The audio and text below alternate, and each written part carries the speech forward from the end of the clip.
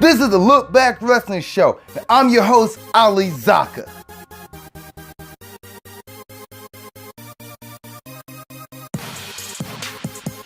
Alright guys, so let's go ahead and get to this episode of Raw and Smackdown. So, Raw starts off kind of where it left off last week, where last week he had, the whole Triple H punching Kurt Angle. Well, Raw starts off with Kurt Angle coming out, and he's pretty much calling out Triple H. He calls out Triple H, let's go, let's get it on, let's handle our business. Then Stephanie McMahon comes out. Stephanie comes out and says, Hunter's not here. No, you have to do it, Kurt. Remember, you have kids and all this stuff. After that, Ronda comes out, which Ronda is like, I'm ready to accept my match at WrestleMania. I'm ready to tell you my opponent. And Stephanie is like, okay, who is it? Ronda looks at Stephanie and goes, it's you. And Triple H comes out. Triple H is like, no, this is not happening. Kurt's like, yes, it is, because both Stephanie, you're under contract as a WWE superstar, and so are you, Triple H. So we get their match at WrestleMania set. A brawl breaks out into the ring with Kurt Angle and Ronda Rousey on top. So at WrestleMania, it's going to be Ronda Rousey and Kurt Angle versus Triple H and Stephanie McMahon. And I do want to mention one thing I noticed was how Stephanie McMahon has like cartoonish jump. Like Ronda grabbed Stephanie by the hair and like pulled her into the ring, and Stephanie McMahon literally did like a double leg jump into the ring. It was hilarious. Great segment. It was kind of cool way to start off Raw. After that, you get the Bar versus the Revival. The Bar won, and the Bar still like, we don't have any competition for WrestleMania. Who's gonna be?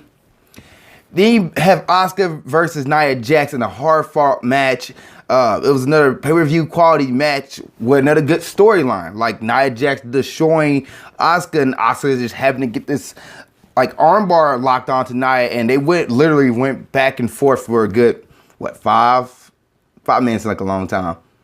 I'd say 3 to 5 minutes of like Nia trying to break the arm lock, and Asuka not letting go. And finally, Asuka was able to get Nia on the ground into a full armbar, and Nia had to tap. Reluctantly, she tapped. And it was a storyline throughout the rest of the night where Nia is feeling bad, feeling just beating and sad that she's not going to have a WrestleMania moment. And Alexa Bliss backstage is like talking to Nia and trying to give her a little pep talk, but at the same time downgrading her, saying, hey, you can't tell everybody you're a loser, everybody you suck, but heck, this next year you can always come back even stronger.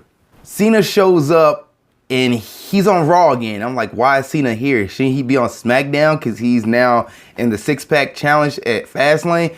But he said he's here because he didn't want to get interrupted by one of the 5 competitors. Makes sense. As he talks about his match at WrestleMania against Shinsuke Nakamura, like he already won the title.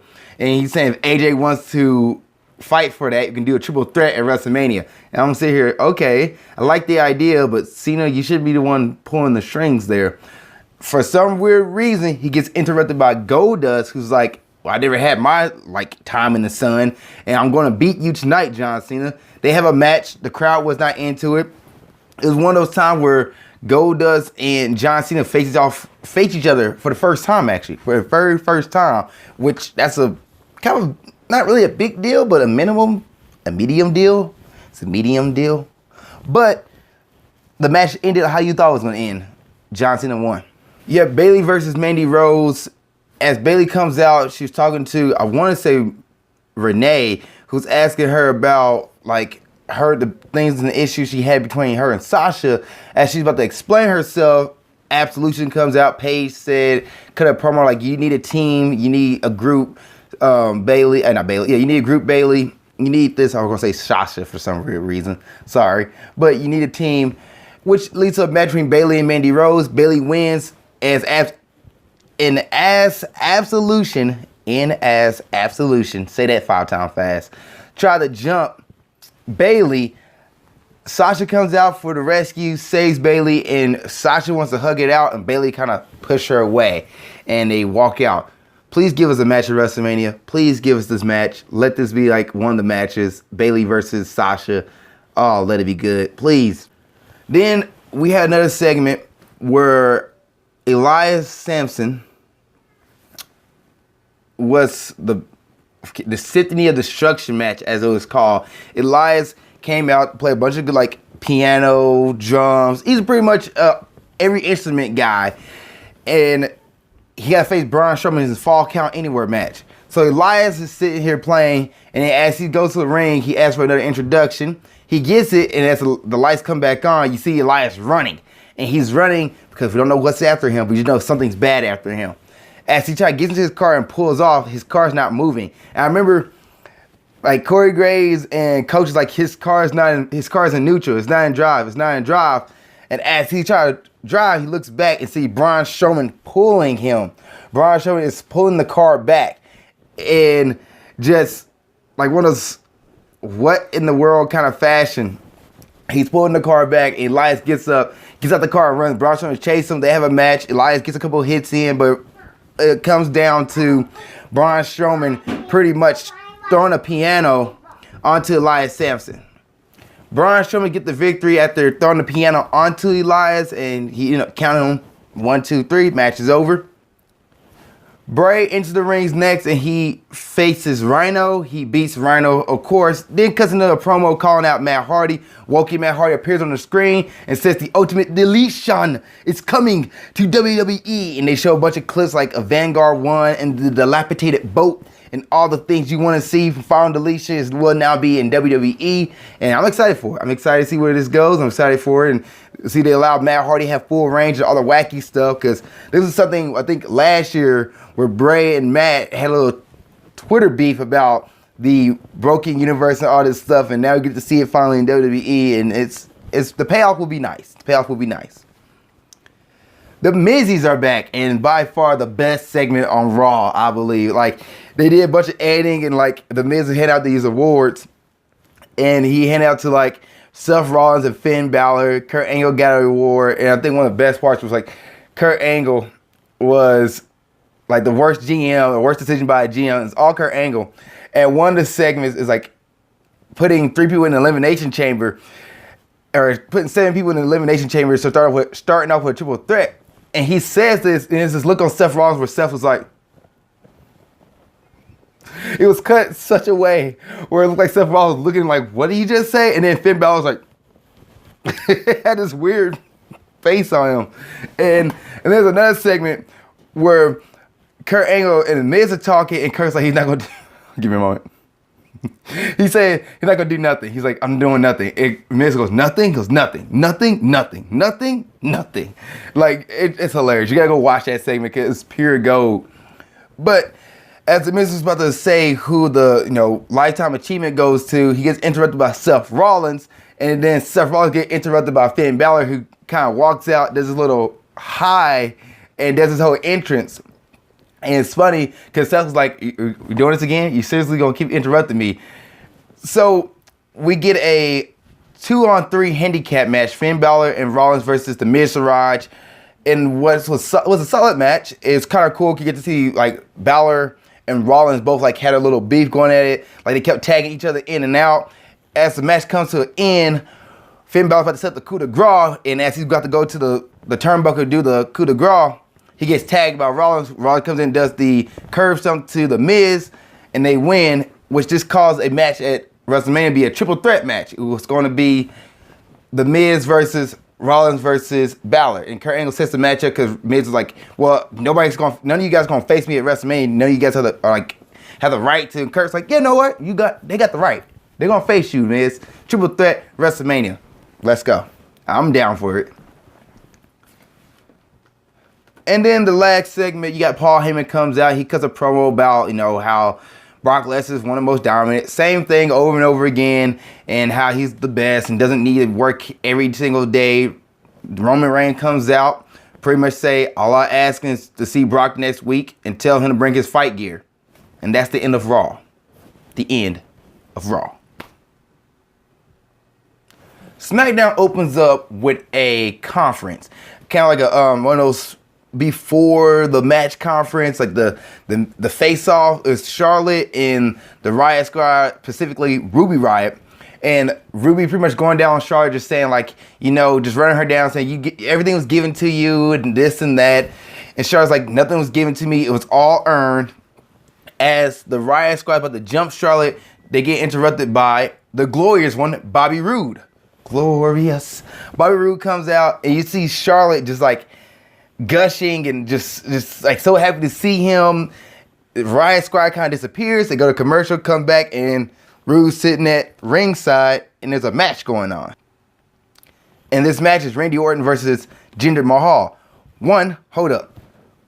What happens to the Riot Squad? One, what happens to two? What happens to Charlotte? Like, Bobby Roode comes out, interrupts everything, and nothing happens. Like, nothing's mentioned, which is probably during commercial break. They probably had like a setup for the mixed match challenge later tonight. But still, though, like what happened? Like, show the fans at home too. We want to see, because why was Charlotte like gushing and so happy to see Bobby Roode like they was dating? Like, what's going on here? But we get to the match. Like, needless to say, like that's just me going off there because it's curiosity. As we get to the match, we see Bobby Roode talking at ringside and Randy Orton versus Jinder Mahal, which comes down to one, Randy Orton throwing Jinder into Bobby Roode. So this makes me think this is twice in a row we've seen somebody sitting at ringside get hit from somebody else. At this point, if somebody's like, "Hey, Ali, one can do commentary," I'll be like, "Nope. Nope, I'm a wrestler. Nope, I'm not going down there because I've seen what happened here. I'm just going to sit in the back and watch this match like a normal human being, like Naomi did." But, so Bobby Roode gets Jinder toss on him. He gets up to the apron as Randy Orton's about to win the match and like gets in Randy's face, which causes Jinder Mahal to capitalize it, and Jinder Mahal gets the victory, and he lays out good old Randy Orton, stands tall. So it's going to be Bobby Roode versus Randy Orton at Fastlane, but Jinder's the one standing tall in the go-home show. Something got to happen over the weekend, or maybe Jinder's going to invade the match at Fastlane, which caused a triple threat to be set up at Wrestlemania, which I feel like Wrestlemania is going to have a lot of multi-man matches, like a bunch of triple threat matches, because at this point the roster's so big, everybody needs a pay cut. We get a Sami Zayn and Kevin Owens segment in the back, and Sami's pretty much telling Kevin he's not going to betray him. He's going to lie down when it comes to the time at Fastlane. When they're the last two, they're just going to lie down and let Kevin get the victory. Then you get Baron Corbin's segment saying how he's going to beat everybody and destroy everybody with the words on the screen, which they have to stop this. I'm tired of it, but at this point, I don't think WWE ever is going to change that. They're just going to leave the words on the screen, like things pop up like Path of Destruction, New Champion, Baron Corbin. And then we get a very great Nakamura and Rusev Day segment where Nakamura talking about his WrestleMania match. Rusev shows up and say, "Hey, you injured Aiden English. He cannot use his voice." It's like Billy Joe at the piano, and Nakamura just says, "You're no Billy Joe," to Aiden English, and Russo's like, "Wait a minute, no. You know what? Before you hurting Aiden, we're gonna face each other at Fastlane." And Nakamura's like, "Great, because at Fastlane it's gonna be Nakamura Day." He sings it. He sings Nakamura Day. And I'm like, yes. And then Rusev goes, You can make your own day, bro. You just can't make up your own day, bro." Oh, that's going to be great. That match is going to be great. It's going to be a fun, quick match, but it's going to be great. Becky Lynch versus Carmella, which is surprisingly a pretty solid match they had. Like, Carmella is not a bad wrestler. I'm looking forward to seeing her more in matches. She's doing better stuff. I'm looking forward to her cashing in. Maybe she cashed in at WrestleMania. Maybe she cashed in the next pay-per-view after that. Heck, the SmackDown after WrestleMania she might cash in. Who knows? But it was pretty cool to see. Actually, no, I'm not going to say that. Matter of fact, I'll tell you right now what just ran through my mind. Little filler alert, spoiler alert. Okay, get this. So, Asuka goes to SmackDown, faces Charlotte at WrestleMania. Then, the night after WrestleMania for SmackDown, like something crazy happened where she gets jumped and she passed out. Carmella comes in, cashes on Asuka, pins her. Oh, would it call Asuka lose her undefeated streak though? I don't like that idea now, thinking about it. Maybe Charlotte's the one who gets beat like that. I can see Charlotte getting beat. Yeah. I don't know. But you see where I'm going. You guys listening right now, you see where I'm going. What do you guys think of that thought? Like, Asuka gets beat after WrestleMania, like some kind of faulty thing where it's not her fault, but she gets pinned for the Money in Bank, or Charlotte gets pinned for the Money in Bank contract and they pass it out or get jumped or something along those lines, and which caused Carmella to be the new women champion, SmackDown Women's Champion. There's a thought. Be going off the rails, just detouring. Now back to the show. So Becky Lynch beats Carmella in a really solid match.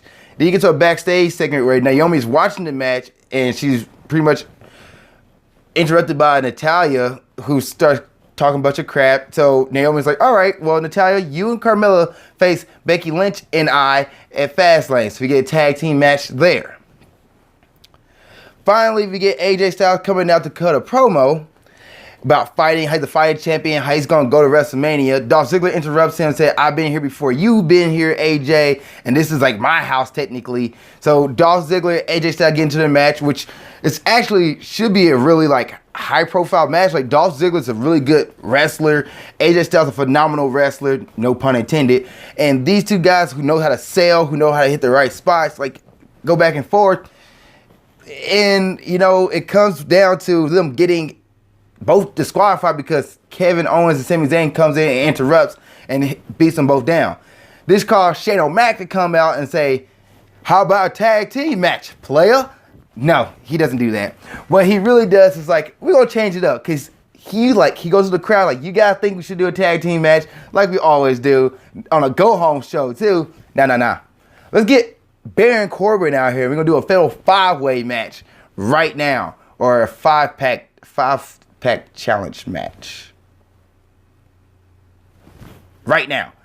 So it comes down to a bunch of high spot moves. Everybody's doing their thing. As AJ looks like he's about to clean up the house and win the match, he gets brought outside the ring because he's like, get distracted. He gets tossed outside the ring. Everybody else is outside. And Kevin Owens and Sami Zayn tosses everybody out pretty much. And as the match about to come to a close, Kevin's like, yeah. He turns around and gets haluga kicked, like a vicious one by Sami. Knocked out, middle ring, 1, 2, 3, Sami Zayn wins. And Sami's pretty much saying, at Fastlane, I'm coming out on top. And the show goes off. Nice finish to SmackDown. I loved it. Like, that haluga kick was too sweet. But yeah, it was a good ending. Both Raw and SmackDown this week was really solid. I really like Raw more. Raw had bigger spots, but both of them, I think you enjoyed both these episodes. Like the whole Daniel Bryan, Shane O'Mac feud wasn't on TV, which is a very big plus. Great week. What did you guys think of this week's Raw and SmackDown? Please let me know. Please put it in the comment section. Please like, subscribe. Thank you guys so much. See you next time on the Look Back Wrestling Show. Thank you guys for watching this episode. I really appreciate it. Please like, comment in the comment section below, and please subscribe for more episodes of Grind Towards Success, movie breakdowns, or whatever it is you're watching on my channel. I have different stuff from interviews to other movie reviews to wrestling reviews. If you're a wrestling fan, please subscribe if you want to see all that and see what's going on. Also, you can follow me on Snapchat here, follow me on Instagram there to see what I'm doing in my personal life as well as my business and Ninja Warrior. And lastly, you can watch the last episode of Grind Towards Success here, and you can watch the last episode of movie breakdowns there. Thank you guys once again. I really appreciate it. See you next time. Keep being awesome.